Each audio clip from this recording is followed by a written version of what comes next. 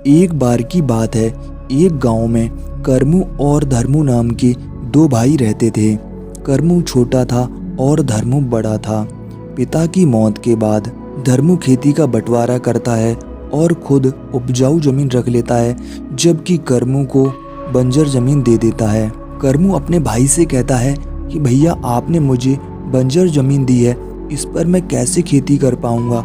धर्मू उससे कहता है, मैंने खुद मेहनत करके जमीन को उपजाऊ बनाया है और ये जमीन मैं तुझे दे दूं, निकल जा यहाँ से। इसके बाद करमू मायूस होकर गांव से निकल जाता है और वह किसी दूसरे गांव में काम की तलाश के लिए निकल जाता है। पूरे दिन भर वह ऐसे ही चलता रहता है। शाम के समय जब सूरज ढल जाता है तो वह एक जंगल में पहुंच जाता है। तभी उसी रास्ते से एक बूढ़ा गुजरता है। वह बूढ़ा करमू को देखकर हैरान हो जाता है कि इस घने अंधेरे में, इस वीरान जंगल में यह कौन लेटा हुआ है। करमू के पास जाकर उससे पूछता है, तुम इस घने वीरान जंगल में इस समय क्या कर रहे हो।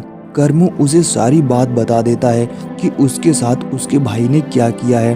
फिर बूढ़ा उसे समझाता है, कोई बात नहीं, तुम्हारे साथ अच्छा ही होगा। फिर इसके बाद करमू उस बूढ़े से पूछता है कि बाबा, इस समय आप इस जंगल में क्या कर रहे हैं। फिर उस बूढ़े ने बताया कि बहुत समय पहले की बात है, इसी जंगल के पास एक गांव हुआ करता था जिसमें मेरे दादाजी रहा करते थे। उस गांव में एक चुड़ैल का प्रकोप था। वह लोगों को पत्थर बना दिया करती थी। मेरे दादाजी एक वैद्य थे। उनके पास एक चमत्कारी गाय थी जिसका गोबर भी चमत्कारी था। उन्होंने उस गाय के गोबर में एक विशेष प्रकार के पेड़ की औषधि मिलाकर एक ऐसी राख बनाई थी जिसे यदि उस चुड़ैल द्वारा बनाए गए पत्थर के लोगों पर लगाया जाए तो उस राख को लगाने से चुड़ैल के द्वारा बनाए गए पत्थर के लोग फिर से जीवित हो जाते थे। लेकिन चुड़ैल को जब ये बात पता चली, उसने धोखे से मेरे दादाजी को भी पत्थर बना दिया और वह चमत्कारी गोबर भी अपने पास रख लिया।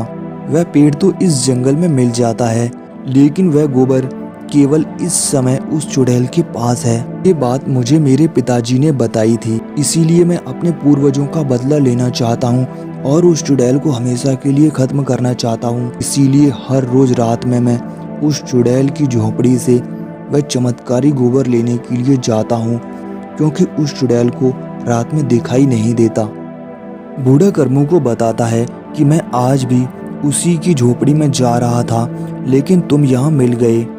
फिर इसके बाद करमू बूढ़े से कहता है कि बाबा, क्या मैं भी आपके साथ चलूं?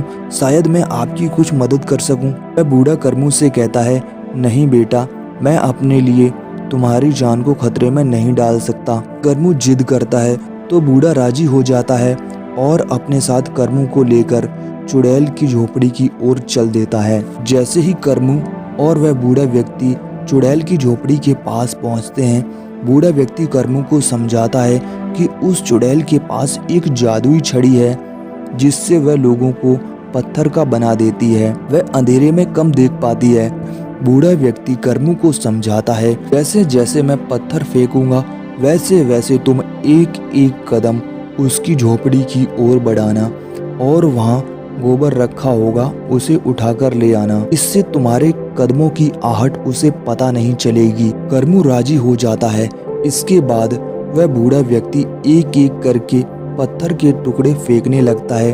चुड़ैल का ध्यान पत्थर की आवाज की ओर होता है और करमू उसकी झोपड़ी के अंदर घुस जाता है। फिर करमू जैसे ही झोपड़ी के अंदर घुसता है, वह देखता है कि उस चुड़ैल की झोपड़ी में बहुत से लोग पत्थर के बने हुए हैं। लेकिन अचानक से उस बूढ़े व्यक्ति के पास पत्थर खत्म हो जाते हैं और चुड़ैल को करमू के कदमों की आहट सुनाई दे जाती है। वह जान जाती है कि जरूर झोपड़ी के अंदर कोई है। वह बूढ़ा व्यक्ति करमू को बचाने के लिए झोपड़ी की ओर भागता है। फिर उस चुड़ैल को बूढ़े के कदमों की आहट सुनाई देती है। फिर वह चुड़ैल बूढ़े की ओर जाने लगती है और अपनी जादुई छड़ी से उस बूढ़े को भी पत्थर का बना देती है। इतने में करमू वह चमत्कारी गोबर लेकर झोपड़ी से बाहर निकल जाता है। इसके बाद काफी दूर निकलने के बाद करमू सोचता है कि मेरी वजह से वे बूढ़े बाबा पत्थर के बन गए हैं करमू बोलता है कि मुझे उस चुड़ैल को खत्म करना ही होगा। इसके बाद अगली रात फिर से करमू चुड़ैल की झोपड़ी की ओर निकल जाता है और वह बाबा की तरह ही बहुत से पत्थर इकट्ठे करता है। इसके बाद करमू उसकी झोपड़ी के पास जाकर फिर से पत्थर फेंकने लगता है। चुड़ैल का ध्यान भटक जाता है।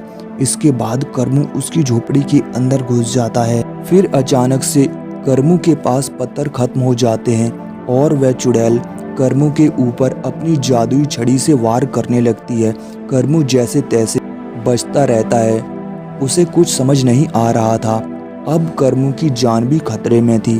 फिर वह देखता है कि चुड़ैल की झोपड़ी के अंदर बहुत सा सामान भी बिखरा पड़ा है। उसी सामान में एक बड़ा सा आईना था।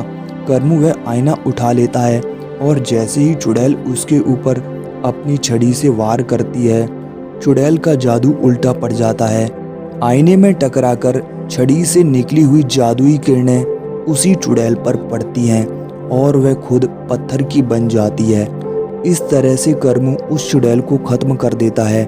इसके बाद करमू बहुत ज़्यादा खुश होता है, लेकिन वह दुखी भी होता है कि वह बाबा को फिर से जीवित नहीं कर सकता, क्योंकि उसे नहीं पता है कि इस चमत्कारी गोबर में कौन से पेड़ की औषधि मिलाकर राख बनाई जाती है, जिसे पत्थर बने हुए लोगों पर लगाने से वे फिर से जीवित हो जाएंगे। दोस्तों, यदि आप इस कहानी का दूसरा भाग भी देखना चाहते हैं तो आप हमें कमेंट कर सकते हैं।